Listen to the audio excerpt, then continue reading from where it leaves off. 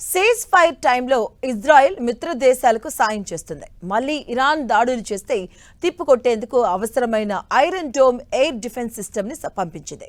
దానికి బదులుగానా అన్నట్లుగా హెజ్బొల్లా ఇరాన్కి మద్దతుగా ఇజ్రాయెల్పై దాడులు చేస్తుంది.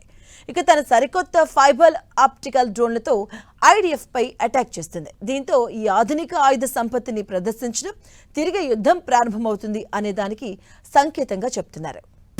గల్ఫ్ వార్ లో సైడ్ డెవలప్మెంట్, సీజ్ ఫైర్ నేపథ్యంలో ఆయుధాలు పెంచుకుంటోన్న దేశాలు, ఇజ్రాయెల్ ని చికాకు పెడుతోన్న హిజ్బొల్లా,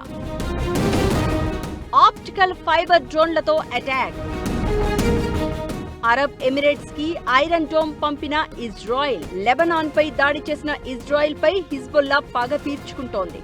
సీజ్ ఫైర్ సంగతి పక్కన పెట్టేసి యుక్రెయిన్ తరహా ఫైబర్ ఆప్టిక్ డ్రోన్ టెక్నాలజీని ప్రయోగిస్తోంది.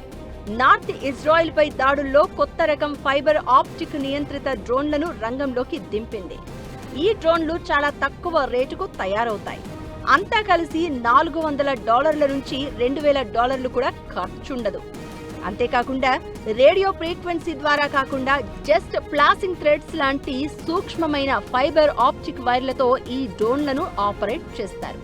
అలా జామర్లకు కూడా చిక్కవు. ఈ లక్షణాలతో ఇజ్రాయెల్ ఐరన్ డోమ్ టెక్నాలజీని సులభంగా చీల్చుకుని దాడులు చేస్తున్నాయి. సౌత్ లెబనాన్ సరిహద్దు పట్టణాల సమీపంలోని తమ సైనికులపై హిజ్బొల్లా ఈ డ్రోన్లను ఎక్కువగా ప్రయోగిస్తోందని ఇజ్రాయెల్ ఆర్మీ ఇప్పటికే ఈ సంగతిని నిర్ధారించింది కూడా. రష్యాతో యుద్ధం సందర్భంగా యుక్రెయిన్ ఇలానే ఫైబర్ ఆప్టిక్ నియంత్రిత డ్రోన్లను ఉపయోగించింది. ఇప్పుడు ఇదే టెక్నాలజీతో పేలుడు పదార్థాలను ఉపయోగిస్తూ స్థానికంగా తయారు చేసిన డ్రోన్లతో హిజ్బొల్లా ఇజ్రాయెల్ పై దాడులు చేస్తోంది. మరోవైపు ఇజ్రాయెల్ అరబ్ ఎమిరేట్స్ కి తన ఐరన్ డోమ్ టెక్నాలజీని పంపింది. ఇరాన్ దాడుల నుంచి రక్షణ పొందేలా ఐరన్ డోమ్ తో పాటు అధునాతన లేజర్ ఆయుధ వ్యవస్థ స్పెక్ట్రోను యుఏఈకి అందజేసినట్లు తెలుస్తోంది. శత్రువులు ప్రయోగించే డ్రోన్లను 20 కిలోమీటర్ల దూరం నుంచే అడ్డుకోవడం ఈ స్పెక్ట్రో ప్రత్యేకత. ఇరాన్ షాహిద్ డ్రోన్లను వందల సంఖ్యలో గల్ఫ్ కంట్రీలపై ప్రయోగించిన సంగతి గుర్తుండే ఉంటుంది. ఈ నేపథ్యంలోనే ఇజ్రాయెల్ ఈ ఆయుధ వ్యవస్థలను యుఏఈకి పంపింది.